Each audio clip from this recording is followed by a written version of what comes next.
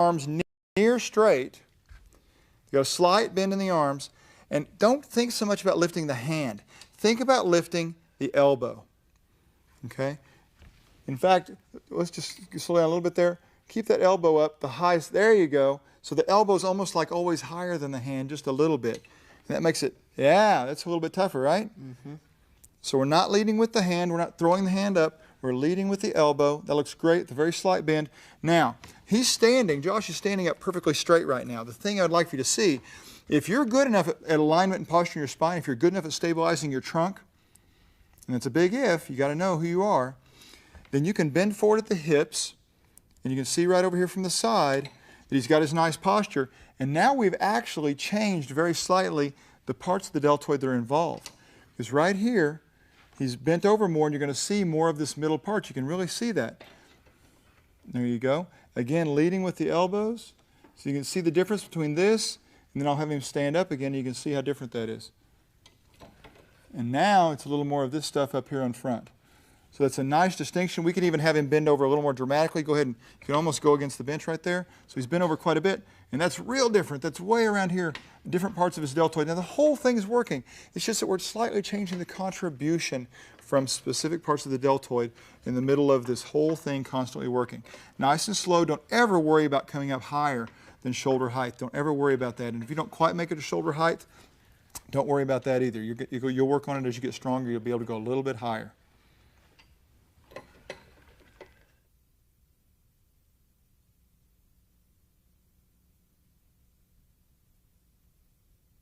I love this exercise. It's another lateral raise, but this time we're seated, and we're going to actually use the cuffs and place them over the forearm. So it's kind of a seated forearm lateral raise. Josh has already got that one on. You take this, this hand cuff and spread it apart and put that foam part over the upper part of the forearm, not clear up here by the bicep and stuff, so it's right up by the elbow. But it's nice and comfortable, and he doesn't have to hang on to it. Totally changes the forces on the shoulders. So some people that have had trouble with their shoulders and can't do some of these raises where the things are in their hands will be able to do this. So this is a wonderful exercise. Now, the pulley setting on the bottom, we've actually got in the next to the narrowest setting. So it's third from the front, in other words. And you can play with that if you want to. You could even bring it a little further forward if you wanted to try. And if you found that by moving it backwards, you get slack in the cable, just raise the seat up a little bit, and then you'll have a little more tension at the starting position. Now, the rest of it's real simple, just like a regular lateral raise. Keep your arms bent, almost like you're on one of those machines at the gym with the big pads that you push on. And just come straight out to the side. And don't worry about going higher than the shoulders, just right up to about shoulder level if it's comfortable for you. Anything that's ever uncomfortable, just don't do it, right? You keep that arm bent the whole time. That'll keep the pads from sliding down toward your hands. Now something else you could do, we could actually have Josh sit up away from this thing a little bit, keeping his back straight, and now go out to the side. It'll change things just a little bit, not much. And if we wanted to, go ahead and stay right there. Bring your legs to the center, because I'm going to move these to the front. Stay. And this will change things even further because he's going to be able to change the plane that he's moving through. So now he's taking his arms a little to the front and then bringing them back even with his body.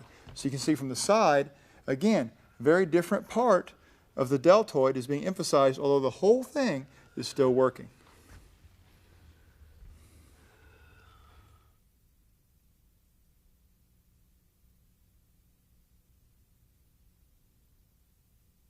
Scapular protraction. Now, it's not an extremely popular exercise, but it's been used many times in the rehab of the shoulder, and there's an awful lot of people who are interested in the specific muscles that are associated with this, primarily the serratus anterior. Now, you don't need to worry about that, but if you are, take a look. We've got the pulleys in the narrow setting, and it's set in the same position that we would use on a normal chest press as far as the seat height. Amy reaches back and brings those weights to the shoulder level, and then she can go ahead and press right forward because we're going to leave the arm straight the whole time. Now, the whole movement here, and it's not a big movement, so you got to watch carefully, is all in the shoulder blades. Notice how she presses forward, not by leaning forward. She's not doing that. That doesn't help. It only takes away from it. So it's a short motion, and then when eccentrically or negatively she moves backwards, you'll feel the shoulders pinch together behind, and then forward again, back. Yep. and then reach forward. So take a real close look there, and even slow down your VCR or your DVD if you have to see what's going on. But the arms don't move. They don't get wider. They don't bend and get straight. They're locked here at the elbow, and it's all in the shoulder blades. And there's a tremendous amount of muscle doing this. It's just not the visible muscle you're used to seeing and working all the time.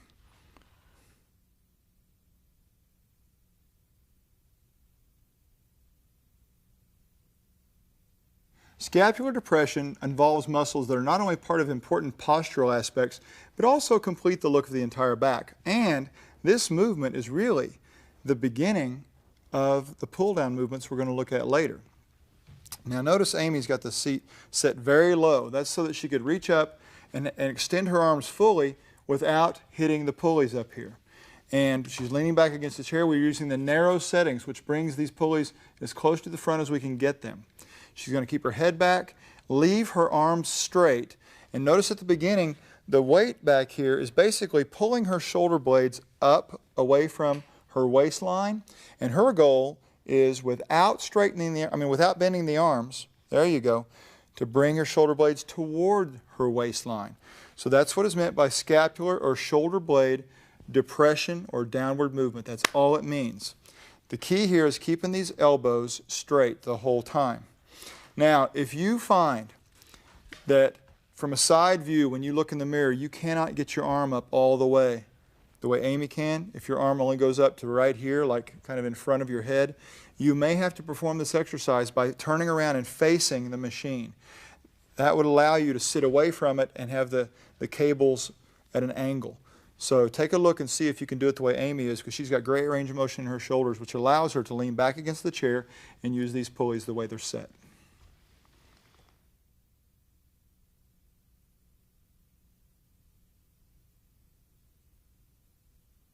This is a scapular retraction exercise.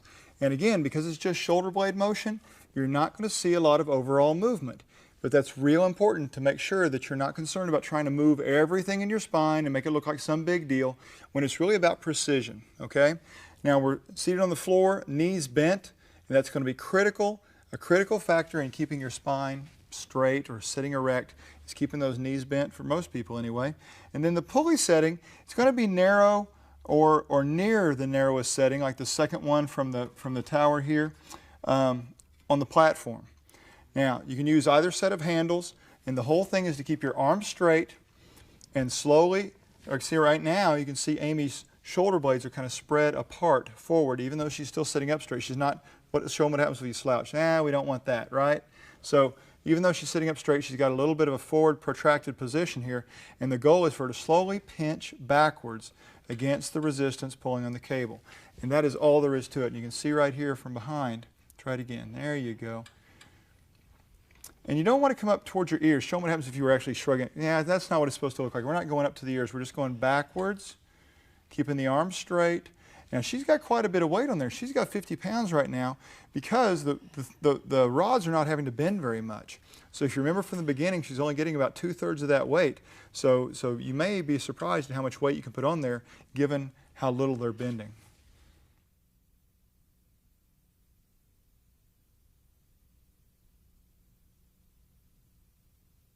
This is shoulder external rotation. And though a lot of people consider it solely an external rotator cuff exercise, there really is a little bit more than that involved. There's some deltoid in here and some scapular stabilization.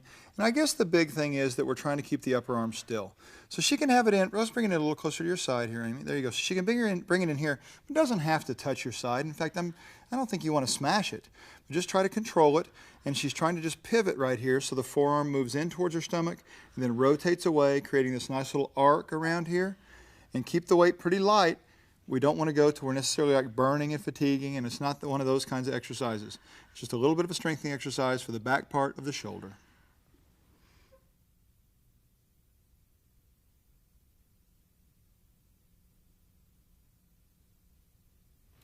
This is shoulder internal rotation. And many times people think this is just a rotator cuff exercise, and that's not exactly true. Although the rotator cuff is involved, so are a lot of other muscles. But it's really important how you do this thing. And by internal rotation, that means we've got to have the resistance pulling from the outside of outward direction right here. And the big key is going to be what she does with the upper arm. She's not smashing it against her side, and she's not letting it move. So it's not going forwards and backwards. It's not going out. It's staying right here. She's holding it in space, and it's like a hinge. It's like almost like this was a gate, and then she's closing it, and she's opening it, but this hinged part does not move. I could sit here and put my finger right in her elbow, and she would never move off of my finger. Nice and controlled. The weight needs to be pretty light. You'll find that out real quickly. So keep the weight down low. Don't get in a hurry. You should never probably feel a fatigue type, single muscle fatigue type of thing. Like if you were doing an arm curl and you knew this was getting tired, you will not feel that on this kind of exercise.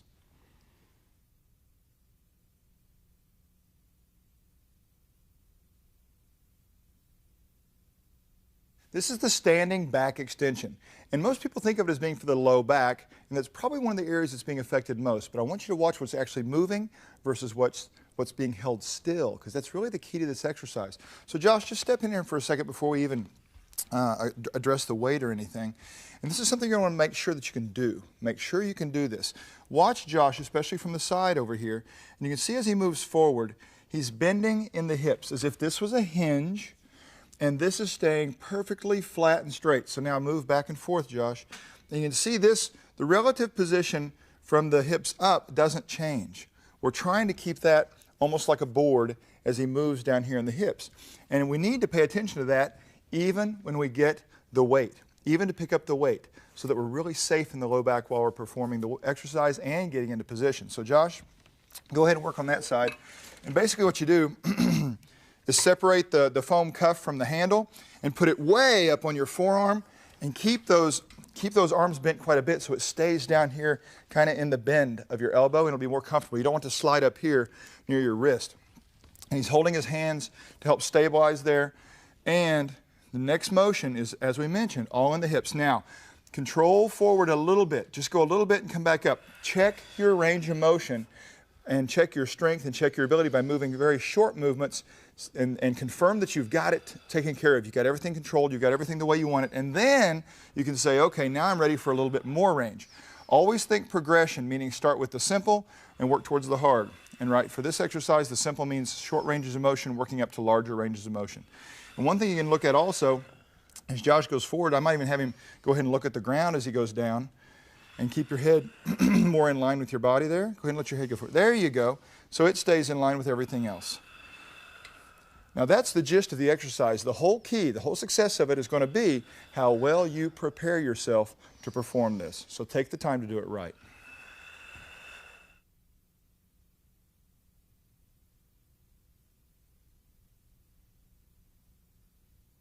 This is the wide lat pull down, and we're going to do it in a seated position.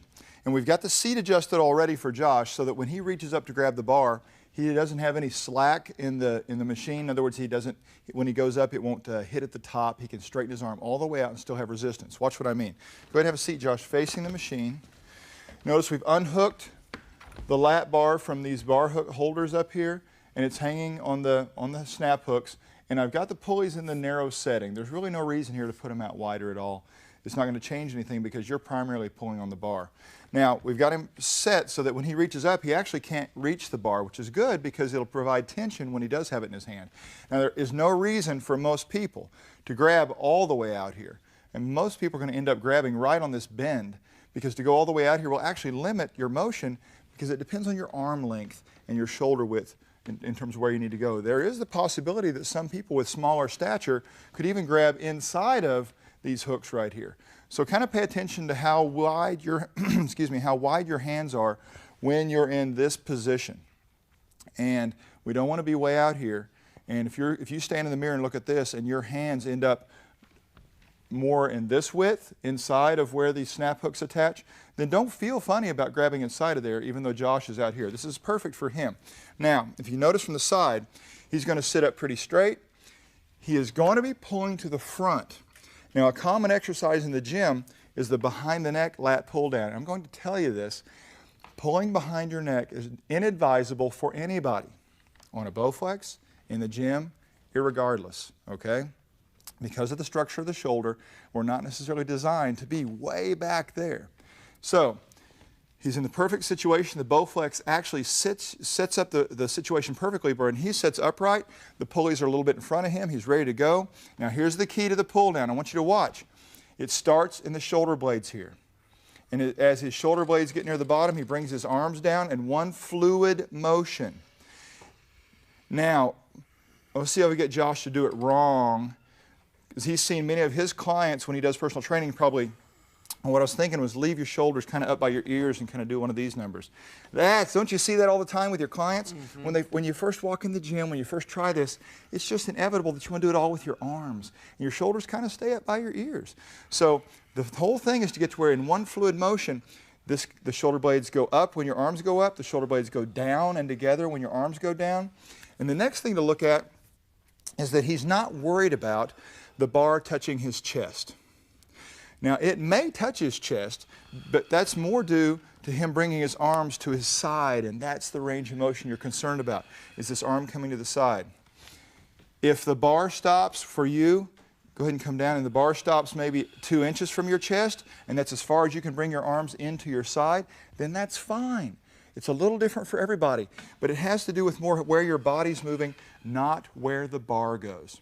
So again, in review, think about shoulder blades and arms, and let's do it, instead of separating it, Josh, in terms of this first and then the arms, do all that. You see that? That perfect fluid motion, that's what you're working towards. You may have to start with 2 separate ideas.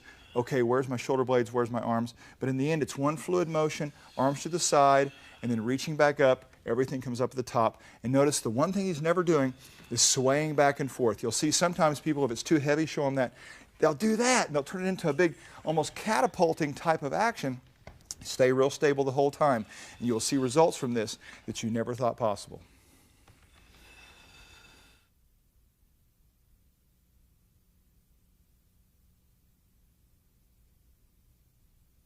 This is going to present 2 versions of the pull down, both of them in the narrow grip.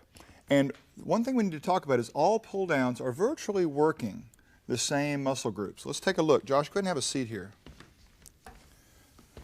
We've got the seat adjusted so that when he reaches up, he can't quite reach the bar. And we'll take it from the hooks right here, and you'll notice he's going to have to grab. Yeah, there you go. We're going to use a narrow grip. And I want to show you something. We're going to involve, a lot of people think pull downs equals lats, and that's true. That probably is the most visible, most notable muscle that people are aware of when they're working pull downs or performing pull downs. But pretty much everything on the bottom half of the shoulder, meaning even posterior deltoids, lats, rhomboids, in here, teres, there's just all these muscle groups that people aren't typically aware of. And you don't need to necessarily know their names, but I want you to know there's a lot more going on here than what people give credit to. So, and there will even be elbow flexors involved here. But this is a narrow grip version of the pull down, and he's got kind of an overhanded grip, so his palms are facing the machine. And this will change things primarily in the terms of the path of motion that he's performing. On the more traditional wide grip, where you're out here bringing your arms towards your side this way, he's simply going to be bringing them towards his side from the front. That's about all that will change. So as he reaches up, notice that the weight is pulling him into this stretched out arm straight, shoulders up position. And then the first thing he's going to work on is bringing those shoulder blades down towards his waist, and then follow through with a smooth motion of bringing the arms to the side. And that is exactly where he needed to end, right there where his arms met his side. And he doesn't need to try to pull them further backwards at all, and he doesn't need to worry about where the bar is going. He's not trying to necessarily get the bar to his chest or anything. He's thinking about this to this, because that's what the muscles know about. They don't know about the bar. So watch the fluid motion here, and when his arms go up, his shoulder blades will again separate and move upward. And then once you get the idea of shoulder blades and arms working together, try to make it really one fluid motion. So you almost can't tell which one starts and which one ends. It all happens at the same time. And Josh is doing a great job of that right now, where this and this all at the same time, and they end up smashed and all the way down right here. They reach up at the top. And now, simply showing you a variation would be a reverse grip. Now, if you find, but by trying to grab this bar, it feels funny in your forearm, something doesn't feel right, on either of these exercises, well, folks, that's one reason we've got so many variations.